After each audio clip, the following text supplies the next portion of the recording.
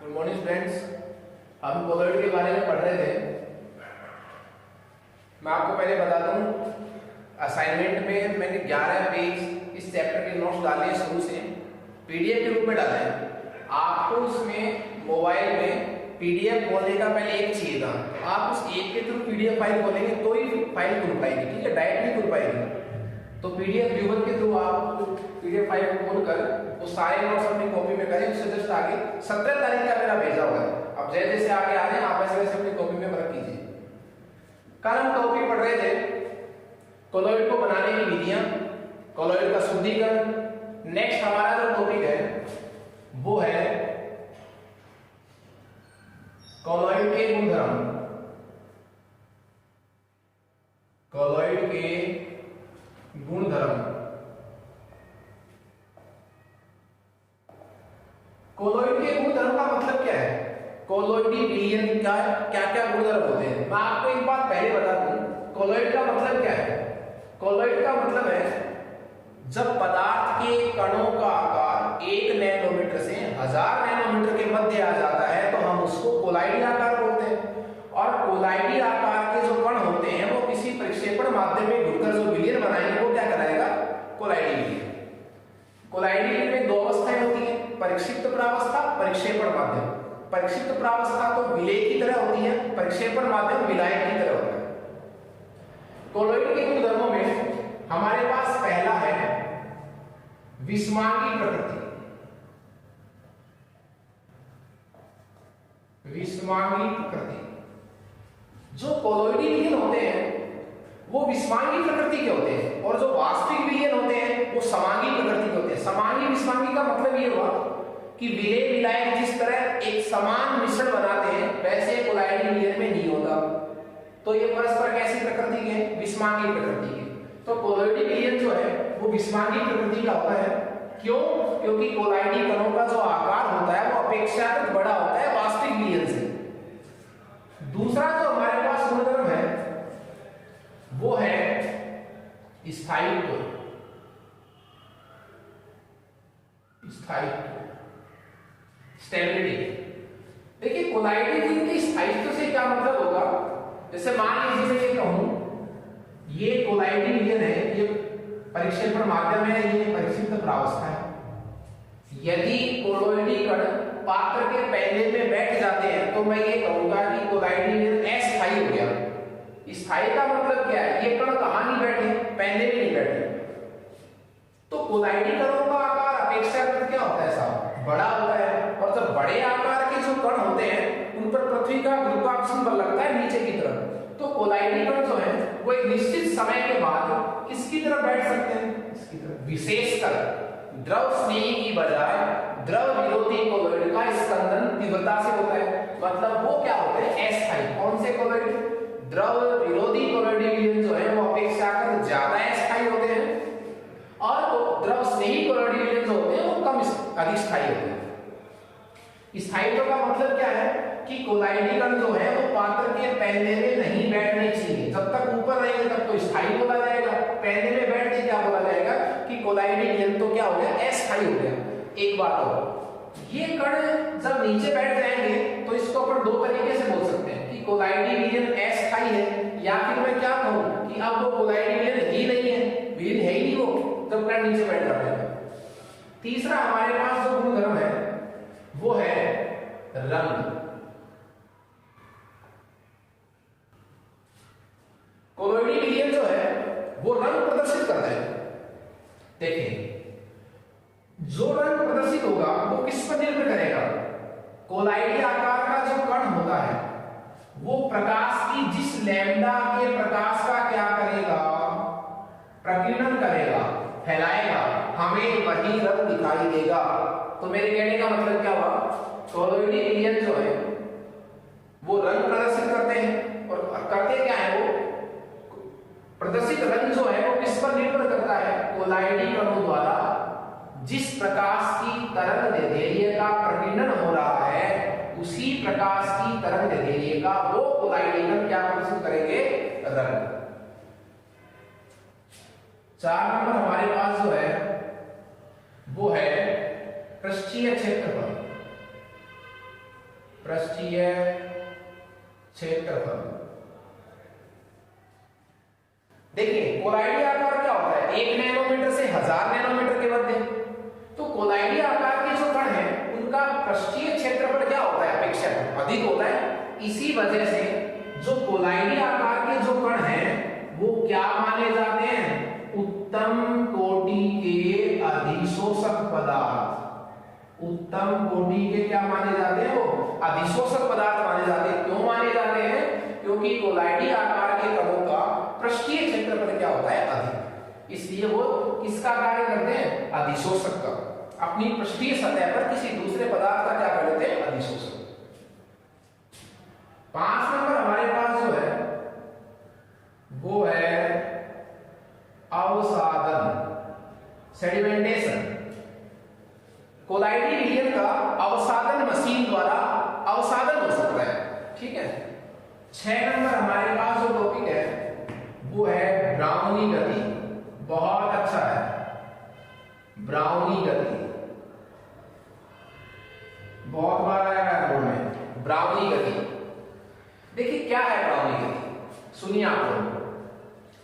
मैं किसी कोलाइडी विलयन को इस तरह बता सकता हूं, एक पात्र है, ये तो है परिक्षेपण माध्यम, ये तो क्या है, परिक्षेपण माध्यम, और ये उसके अंदर क्या है, परिक्षिप्त प्रावस्था के कण। ये तो है परीक्षित प्रावस्था के कण और ये है परिक्षेपण माध्यम। और ये क्या हो गया, कोलाइडी विलयन से बना हुआ। देखिए ये जो कोलाइडी कण है, मैं इस पूरे को तो क्या बोलूंगा, कोलाइडी विलयन, लेकिन कोलाइडी कण किसको बोलूंगा, माध्यम को बोलूंगा या परिक्षिप्त प्रावस्था को बोलूंगा, ओनली किसको, परिक्षिप्त प्रावस्था के कणों को एक्चुअली क्या बोलते हैं, कोलाइडी कण। तो जो कोलाइडी कण है इन पर एक निश्चित आवेश होता है, इन पर क्या होता है, निश्चित और कैसी प्रकृति का, समान प्रकृति का। यदि एक कोलोइडी कण पर धनावेश है तो दूसरे पर भी क्या होगा, धनावेश। तो चूंकि कोलोइडी कणों पर एक समान विद्युत आवेश उपस्थित होता है, वो चाहे प्लस हो चाहे माइनस हो, चूंकि समान आवेशों में क्या होता है, प्रतिकर्षण। तो समान आवेशों में प्रतिकर्षण होगा तो ये इससे दूर भागेगा, ये इससे दूर भागेगा, ये इससे दूर भागेगा। इस तरह समान आवेशों में प्रतिकर्षण की वजह से कोलोइडी कण इस परिक्षेपण माध्यम में अनियमित गति करते हैं, साहब, अनियमित गति करते हैं, अनियमित गति करते हैं। इस अनियमित गति को ही क्या नाम बोला जाता है, कोलाइडी कणों की ब्राउनी गति। मैं इसको वापस से रिवाइज कर रहा हूं। ब्राउनी गति की परिभाषा क्या होगी, परिक्षेपण माध्यम में परिक्षिप्त प्रावस्था के कणों की अनियमित यादृच्छिक गति को क्या बोलते हैं, ब्राउनी गति। और परिक्षिप्त प्रावस्था के कणों का दूसरा नाम क्या होता है, कोलोइडी कण।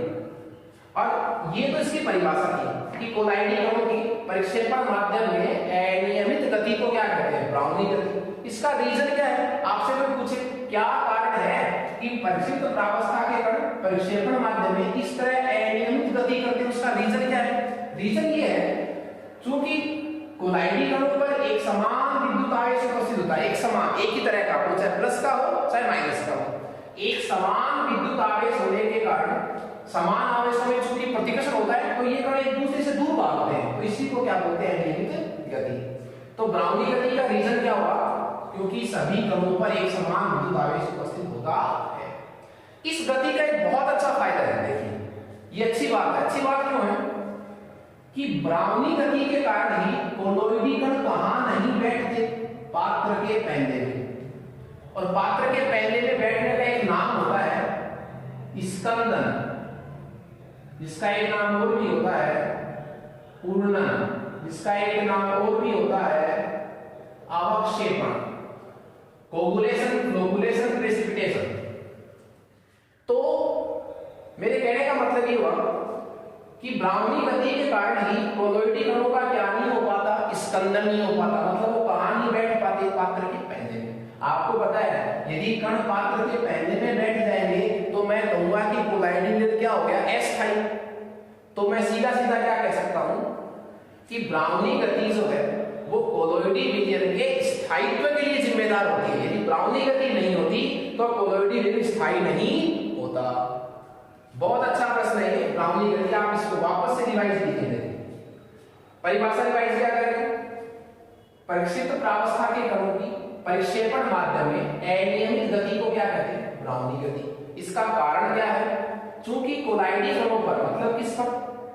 परिक्षिप्त प्रावस्था के कणों को कोलाइडी कण बोला गया है। कोलाइडी कणों पर चूंकि एक समान विद्युत आवेश उपस्थित होता है तथा समान आवेशों में चूंकि क्या होता है? प्रतिक्षण, तो इसलिए ये दूर एक दूसरे से दूर भागते हैं, मतलब अनियमित गति करते हैं। तो ये इसका रीजन हो गया। इसका फायदा क्या है? चूंकि कोलोइडी कणों में कैसी गति पाई जाती है? ब्राउनी गति। ब्राउनी गति के कारण कोलोइडी कण पाकर के कहां नहीं बैठ पाते? पहले में, मतलब इनका क्या नहीं हो पाता? स्कंदन नहीं होता। स्कंदन नहीं होगा तो स्थायी रह जाएगा। तो ब्राउनी गति जो है वो कोलोइडी विलयन के स्थायित्व के लिए जिम्मेदार होती है। इसको फैक्टर अफेक्टिंग कौन से इसके? देखिए, ब्राउनी गति जो है वो समानुपाती होती है 1/, कोलाइडी कण के आकार के। मतलब क्या होगा? जैसे जैसे कण का आकार बढ़ेगा ब्राउनी गति क्या हो जाएगी? कम। तो ब्राउनी गति किसके व्युत्क्रमानुपाती होती है? कोलाइडी कण के आकार के। तो जैसे जैसे कोलाइडी कण का आकार बढ़ेगा 1 नैनोमीटर से, जैसे जैसे आकार बढ़ेगा 1000 तक, वैसे वैसे ब्राउनी गति क्या होती जाएगी? कम। ये बहुत अच्छा गुणधर्म था 6 नंबर ब्राउनी गति। इसके बाद हमारे पास एक और महत्वपूर्ण गुणधर्म है, टिंडल प्रभाव। 7 नंबर अपन लेंगे टिंडल प्रभाव।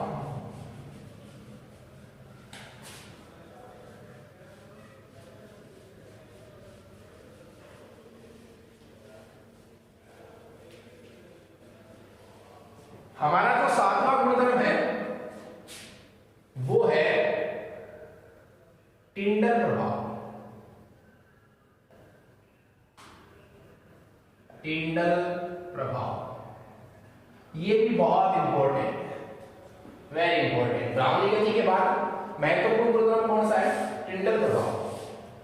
देखिए इसकी सीधी सी परिभाषा क्या है? कोलाइडी कण द्वारा प्रकाश के प्रकीर्णन को क्या कहते हैं? टिंडल प्रभाव। तो सीधी सी परिभाषा क्या हो जाएगी? कोलाइडी कणों द्वारा प्रकाश के प्रकीर्णन को, फैलाने को क्या बोलते हैं? टिंडल प्रभाव। कोलाइडी कण का मतलब कौन से कण हुए? परिक्षिप्त प्रावस्था के कण। तो परिक्षिप्त प्रावस्था के कणों द्वारा प्रकाश के प्रकीर्णन को क्या बोलते हैं? टिंडल प्रभाव। और टिंडल प्रभाव के कारण ही, इसके कारण, टिंडल प्रभाव के कारण ही हमें उस विलयन में प्रकाश का पथ दिखाई देता है। साहब, हमें प्रकाश जाता हुआ दिखाई देगा। तो टिंडल प्रभाव के कारण हमें कोलाइडी विलयन में प्रकाश का पथ दिखाई देता है। देखिए, प्रकाश का जो प्रकीर्णन है वो किस पर निर्भर करेगा? प्रकीर्णित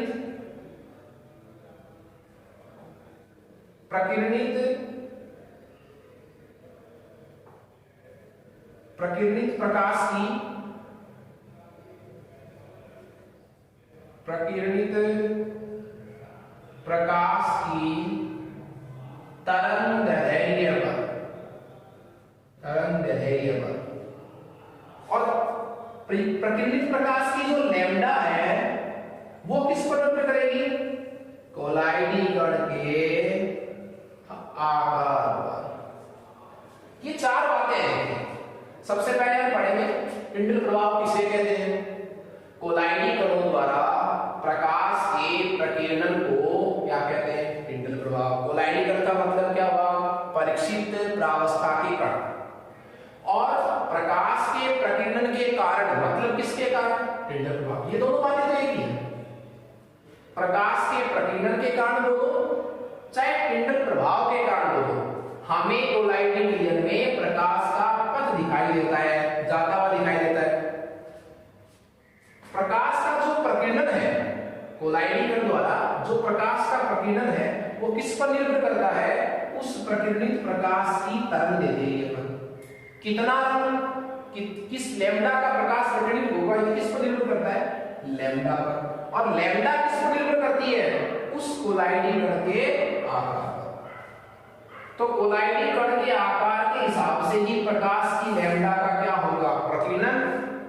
ठीक है, इसी वजह से हमें प्रकाश का क्या दिखाई देता है, पथ। जैसे मैं एग्जांपल बता सकता हूं आपको आकाश का जो नीला रंग होता है, आकाश का क्या रंग, नीला रंग। किस वजह से दिखाई देता है, क्योंकि वहां भी प्रकाश का क्या हुआ है, प्रकीर्णन। किसके द्वारा, कोलाइडी कणों द्वारा, धूल के कोलाइडी कणों द्वारा। तो आकाश का जो नीला रंग दिखाई देता है वो किसकी वजह से दिखाई देता है, टिंडल प्रभाव की वजह से। स्विमिंग पूल का जो नीला दिखाई देता है वो भी किसकी वजह से दिखाई देता है, टिंडल प्रभाव के कारण। मैं इसको एक चित्र से बता सकता हूं। आप दो पात्र लीजिए, एक साथ डायग्राम बनाएंगे। इस पात्र में कैसा विलयन है, वास्तविक विलयन। इस पात्र में कैसा विलयन है, कोलॉइडी विलयन। ठीक है, इस पात्र में कैसा विलयन है, कोलॉइडी विलयन। आप यहां से प्रकाश, ये प्रकाश का कोई स्रोत है, यहां से आप प्रकाश डालिए दोनों विलयनों पर। क्योंकि ये विलयन कैसा है, वास्तविक विलयन। वास्तविक विलयन के कणों का आकार 1 नैनोमीटर से क्या होता है, छोटा।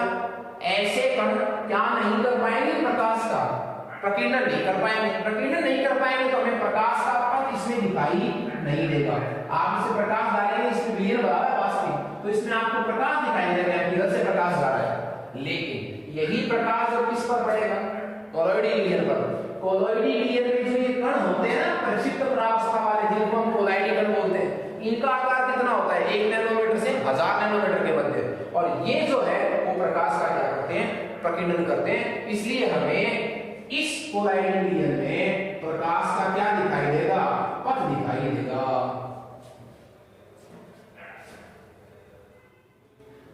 कमरे में जो रोशनदान होता है, वहां से जो प्रकाश आता है, उसका पथ हमें दिखाई देता है। इस तरह सुबह सुबह आप देखते हैं, क्यों, क्योंकि जो धूल के कण होते हैं, जो किसके कण होते हैं, धूल के जो कण होते हैं, उनका आकार कैसा होता है, कोलाइडी आकार होता है, 1 नैनोमीटर से 1000 नैनोमीटर के मध्य। और वो जो है वो प्रकाश का क्या करते हैं, प्रकीर्णन। इसलिए हमें प्रकाश का पथ रोशनदान से आता हुआ दिखाई देता है। तो ये बहुत अच्छा गुण है, टिंडल प्रभाव। इसको हम वापस से रिवाइज कर रहे हैं। कोलाइडी कणों द्वारा, कोलाइडी कणों का मतलब क्या हुआ, परिक्षिप्त प्रावस्था के कण। कोलाइडी कणों द्वारा प्रकाश के प्रकीर्णन को टिंडल प्रभाव कहते हैं। प्रकाश के प्रकीर्णन के कारण ही, मतलब किसके कारण ही, टिंडल प्रभाव के कारण ही हमें प्रकाश का पथ दिखाई देता है। प्रकाश का जो प्रकीर्णन है वो किस पर निर्भर करेगा, प्रकाश की तरंगदैर्ध्य पर। और कितने लैम्डा का प्रकाश प्रकीर्णित होगा ये किस पर निर्भर करेगा, उस कोलाइडी कण के आकार पर निर्भर करेगा। तो ये बात एक दूसरे से टच चलेगी। प्रकाश का प्रकीर्णन प्रकाश की तरंगदैर्ध्य पर निर्भर करता है, और कितने प्रकाश की तरंगदैर्ध्य प्रकीर्णित होगी ये किस पर डिपेंड करता है, उस कोलाइडी कण के आकार पर। इसके कुछ उपयोग है, उदाहरण हमारे पास, आकाश का नीला रंग किसकी वजह से दिखाई देता है, टिंडल प्रभाव के कारण। स्विमिंग पूल का के जल का जो नीला रंग है उसकी वजह से दिखाई देता है। धूल के कणों द्वारा प्रकाश का क्या होता है, प्रकीर्णन। इसे में रोशनदान से प्रकाश का पथ दिखाई देता है। इसको अपन इस तरह उदाहरण से समझ सकते हैं कि जब आप प्रकाश को वास्तविक विलयन से गुजारेंगे तो वास्तविक विलयन के जो कणों का आकार होता है वो 1 नैनोमीटर से क्या होता है, कम। वो प्रकाश का क्या नहीं कर पाते, प्रकीर्णन नहीं कर पाते। जबकि कोलॉइडी कण जो होते हैं वो प्रकाश का क्या कर पाते हैं, प्रकीर्णन कर पाते हैं। इसलिए हमें प्रकाश का पथ दिखाई देता है। ये बहुत दो अच्छे गुणधर्म है, ब्राउनी गति और टिंडल प्रभाव। उसके जस्ट बाद हमारा 8वां जो गुणधर्म है वो है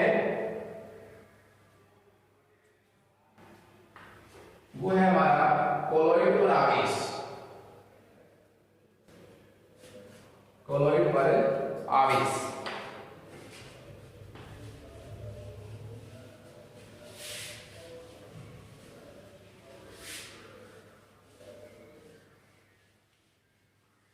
हाँ जी, 8 नंबर जो हमारे पास है गुणधर्म इसका वो है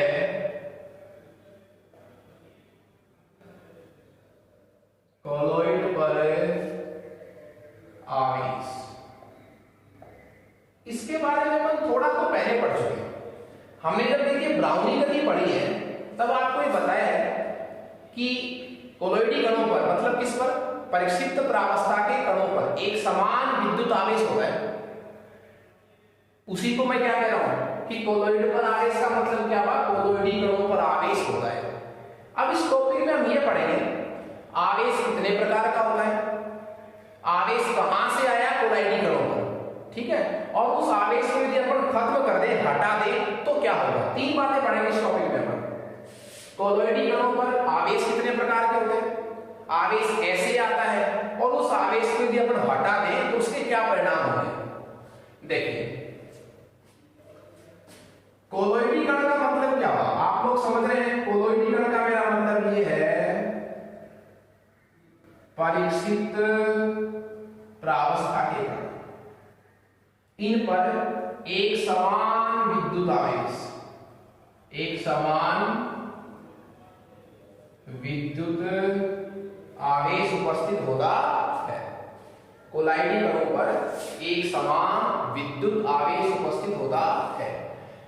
ये आवेश जो है वो 2 प्रकार का हो सकता है कोलॉइडी कणों पर, धनावेश या ऋणावेश। माध्यम की बात नहीं कर रहा हूं। यदि मैं परिक्षेपण माध्यम को जल ले लूं, परिक्षेपण माध्यम के रूप में मैं क्या ले रहा हूं, जल, तो परिक्षेपण माध्यम को जल मान ले तो कोलॉइडी विलयनों पर 2 प्रकार के आवेश उपस्थित होते हैं, धनावेश और ऋणावेश। तो जिन पर धनावेश उपस्थित होगा वो कैसे कोलॉइडी विलयन कहलाएंगे, धनावेशित सोल। सोल का मतलब ही क्या है, कोलॉइडी विलयन। और जिन कोलॉइडी कणों पर ऋणावेश उपस्थित होगा वो क्या कहलाएंगे, ऋणावेशित सोल। इनके कुछ 6 एग्जांपल है, देखिए। कोई धातु है, धातु का सल्फाइड है, कोई धातु का कोलॉइडी विलयन है, धातु के सल्फाइड का कोलॉइडी सॉल्यूशन है, रक्त का हीमोग्लोबिन भी एक ऐसा सॉल्यूशन है, ऋणावेशित कोलॉइडी सॉल्यूशन है। जितने भी कैसे कलर है, अम्लीय रंजक, अम्लीय रंजक, वो सब किसके एग्जांपल है, ऋणावेशित कोलॉइडी सॉल्यूशन के। किसी धातु का कोलॉइडी विलयन, धातु के सल्फाइड का कोलॉइडी सॉल्यूशन, रक्त में हीमोग्लोबिन का कोलॉइडी सॉल्यूशन, और जितने भी क्या है अम्लीय रंजक, वो कैसे कोलॉइडी सॉल्यूशन है, ऋणावेशित। धनावेशित में धातु का ऑक्साइड, धातु जलयोजित धातु का हाइड्रोक्साइड MOH, तो धातु के ऑक्साइड, धातु के हाइड्रोक्साइड, और जो क्षारीय रंजक है, जो कैसे रंजक है, क्षारीय रंजक, वो किसके एग्जांपल होते हैं, धनावेशित सोल के। अभी तक हमने एक ही इसमें टॉपिक पढ़ा है कि कोलॉइडी कणों पर आवेश होता है। मतलब कोलॉइडी कण का मतलब क्या हुआ, परिक्षिप्त प्रावस्था के कणों पर क्या होता है, एक समान विद्युत आवेश। और वो कितने प्रकार का होता है, 2 प्रकार का, धनावेश और ऋणावेश। तो कोलॉइडी सॉल्यूशन भी क्या बोला जाएगा, प्लस और माइनस। एक बात सुनिए आप, किसी कोलॉइडी सॉल्यूशन में 2 बातें होती हैं, परिक्षेपण माध्यम और परिक्षिप्त प्रावस्था। जो आवेश किस पर होता है, परिक्षिप्त प्रावस्था के कणों पर और अधिक होता है, कोलॉइडी सॉल्यूशन उसी आवेश का माना जाता है। जैसे मैं कहूं क्षारीय रंजक धनावेशित कोलॉइडी सॉल्यूशन में आते हैं, इसका मतलब क्या हुआ, क्षारीय रंजकों में कौन सा आवेश ज्यादा है, प्लस ज्यादा है। किस पर ज्यादा है, परिक्षिप्त प्रावस्था के कणों पर। यदि दोनों पर समान आवेश होगा, जितना आवेश प्रक्षेपण माध्यम पर है उतना ही परिक्षिप्त प्रावस्था पर है, तो समान आवेश होने क्या होगा, एक दूसरे को कैंसिल कर देंगे और कण कहां बैठ जाएंगे, पात्र के पहले। तो यदि हम प्रक्षेपण माध्यम को जल मानकर चले तो कोलॉइडी विलयन के 2 प्रकार हो गए, धनावेशित और ऋणावेशित। अभी तक हमने एक टॉपिक कौन सा पढ़ा है, मैं बता दूं आपको कि कितने प्रकार के आवेश होते हैं, 2 प्रकार के। अब ये पढ़ेंगे कि ये आवेश प्लस और माइनस कैसे आया, किस पर, कोलॉइडी पर। चूंकि मैं आपको बता दूं सामान्य स्थिति में क्या होता है, जो आवेश प्रक्षेपण माध्यम पर होता जो आवेश किस पर होता है, परिक्षेपण माध्यम पर होता है, उसी के बराबर आवेश और विपरीत प्रकृति का आवेश किस पर होता है, कोलाइडी कणों पर। तो एक दूसरे को कैंसिल कर देंगे, कण कहां बैठ जाएंगे, पात्र के पहले में। पर ऐसा नहीं होता है, कोलाइडी कणों पर आवेश थोड़ा सा क्या होता है, अधिक। वो क्यों होता है, वो अपन नेक्स्ट पढ़ेंगे। सामान्य स्थिति में माध्यम पर जो आवेश होता है उससे विपरीत आवेश इस पर होता है, प्रावस्था। लेकिन किसी वजह से कोलाइडी कणों पर कोई सा एक आवेश अधिक हो जाता है। क्यों हो जाता है, उसके रीजन पढ़ रहे हैं।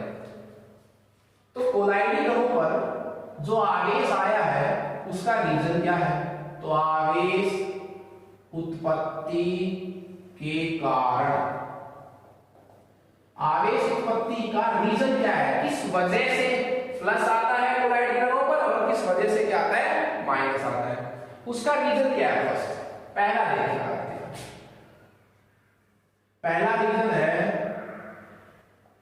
घर्षण से, फ्रिक्शन से।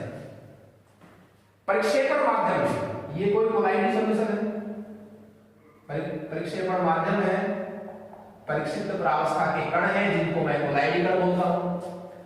ये जो परिक्षिप्त प्रावस्था के कण हैं, ये परिक्षेपण माध्यम में एक दूसरे से टकराते हैं, माध्यम से भी घर्षण करते हैं। इस वजह से भी कोलाइडी कणों पर क्या आ सकता है, आवेश। ये पहला कारण बताया गया कि किस वजह से आवेश आता है, घर्षण से आ सकता है। और क्या है वो, कि जो कोलाइडी कण है वो परिक्षेपण माध्यम से टकराते हैं, खुद भी टकराते हैं आपस में, माध्यम से भी टकराते हैं, तो घर्षण से ऊपर क्या आ जाता है, आवेश आ जाता होगा। दूसरा, पृष्ठीय अणु के टूटने से, पृष्ठीय अणु के टूटने से। तो पृष्ठीय अणु के टूटने से क्या होगा, जैसे आप साबुन को जल में बोलते हैं, स्टीयरेट आयन जो है वो बिहेव की कहां जाते हैं, सतह पर आ जाते हैं, और सतह पर टूट करके कैसे आकार के कण बढ़ जाते हैं, कोलाइडी आकार के, और उन पर आवेश आ जाता है। क्यों बताया था आपको, जब मिशेल बनता है तब स्टीयरेट आयन क्या बनाते हैं, मिशेल बनाते हैं, उन पर कैसा आवेश होता है, माइनस का। दो तरीके। तीसरा जो सबसे अच्छा और जो मान्य मत है वो है आयनों का अधिमान्य, जिसका मैं ये भी कह सकता हूं चयनात्मक अधिशोषण। आयनों का अधिमान्य या क्या कह सकता हूं, सेलेक्टिव चयनात्मक अधिशोषण। कोलाइडी कणों पर आवेश क्यों आता है, उसका सबसे मान्य मत कौन सा है, ये वाला। इस वजह से ये क्या कह रहा है साहब, ये कह रहा है जब आप किसी कोलाइडी रीजन में, जब आप किसी कोलाइडी रीजन में, ये परिक्षेपण माध्यम है, ये कोलाइडी कण है, ये जो कोलाइडी कण है ये माध्यम में है। जब आप इस कोलाइडी रीजन में बाहर से कोई विद्युत अपघट्य मिलाते हैं, विद्युत अपघट्य पदार्थ मिलाते हैं, तो कोलाइडी कण क्या करते हैं, इस विद्युत अपघट्य में से किसी एक आयन को अपनी सतह पर क्या कर देते हैं, अधिशोषित कर लेते हैं। अच्छा, कौन से आयन को अधिशोषित करेंगे अपनी सतह पर, जो आयन इस कोलाइडी रीजन में भी हो और जो उस विद्युत अपघट्य में भी हो। मैं एग्जांपल लेकर चलता हूं, ये किसका कोलाइडी सॉल्यूशन है, मान लीजिए फेरिक हाइड्रोक्साइड। ये जो मैंने पात्र लिया है, इस पात्र में कोलाइडी रीजन किसका है, फेरिक हाइड्रोक्साइड का कोलाइडी रीजन है। इसमें मैंने विद्युत अपघट्य क्या मिलाया, फेरिक क्लोराइड। फेरिक क्लोराइड को मैंने किस रूप में लिया है, विद्युत अपघट्य के रूप में लिया है। इसकी सूक्ष्म मात्रा में इसमें मिलाऊंगा, तो जो कोलोइडी कण है ना, जो क्या है कोलोइडी कण, ये जैसे फेरिक हाइड्रोक्साइड का कोलाइडी कण है, ये कोलोइडी कण क्या करते हैं, इसमें से कॉमन आयन को, उभयनिष्ठ को, जो इसमें भी हो और इसमें भी हो, तो कौन सा कॉमन है इसमें, फेरिक आयन, इसमें से फेरिक आयन को अपनी सतह पर क्या कर लेते हैं, अधिशोषित कर लेते हैं साहब। आप बताइए, आप जो कोलाइडी सॉल्यूशन उदासीन मान के चल रहे थे वो अब कैसा हो गया, प्लस का। क्यों, कौन सा आवेश ज्यादा हो गया, प्लस का। तो अब ये कोलाइडी मीडियन कैसा माना जाएगा, धनावेशित कोलाइडी मीडियन।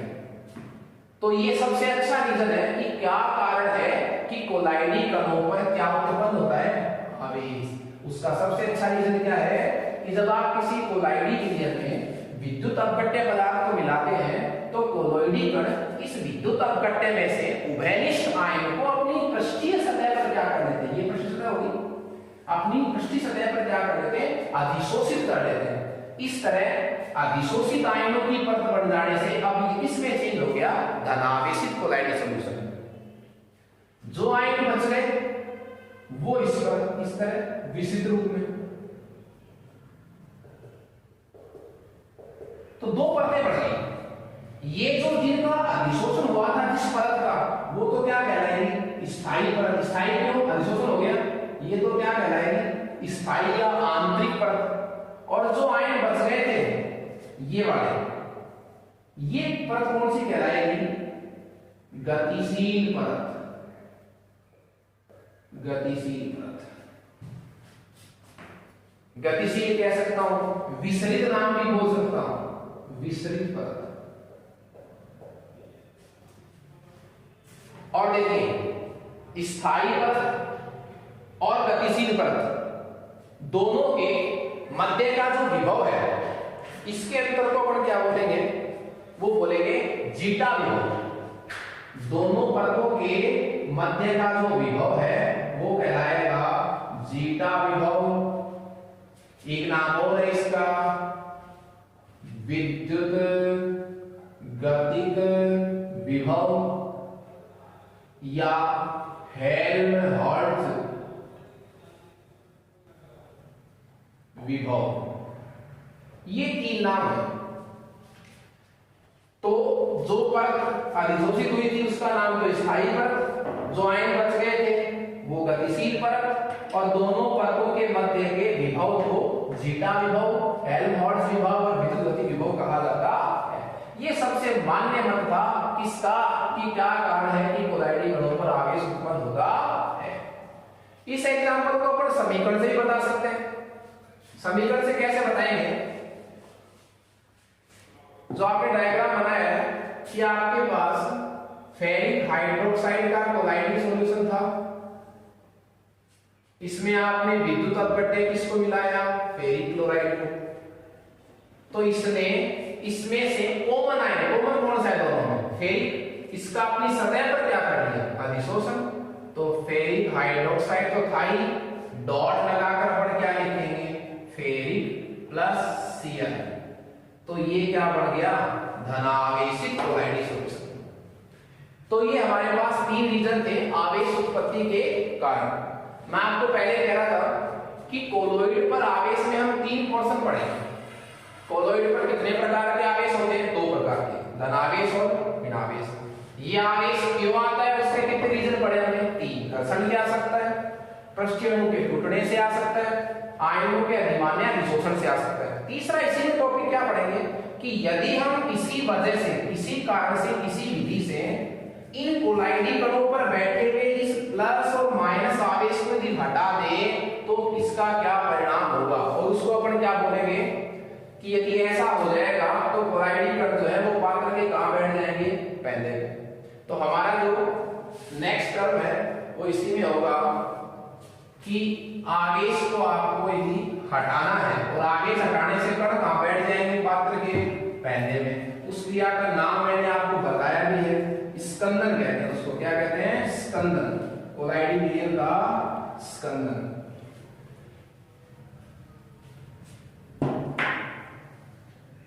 तो कोलाइडी स्कंदन को अपन नेक्स्ट टर्म पर पढ़ेंगे। इससे पहले मैं आपको एक बात वापस से बता दूं, मैंने नोट्स की पीडीएफ डाल रखी है, उस पीडीएफ को आप किसी ऐप के थ्रू खोलेंगे, उसके बाद ये ओपन हो पाएगी, ठीक है। और वो सारा वर्क आपको फिर कॉपी में करना है। Thank you students.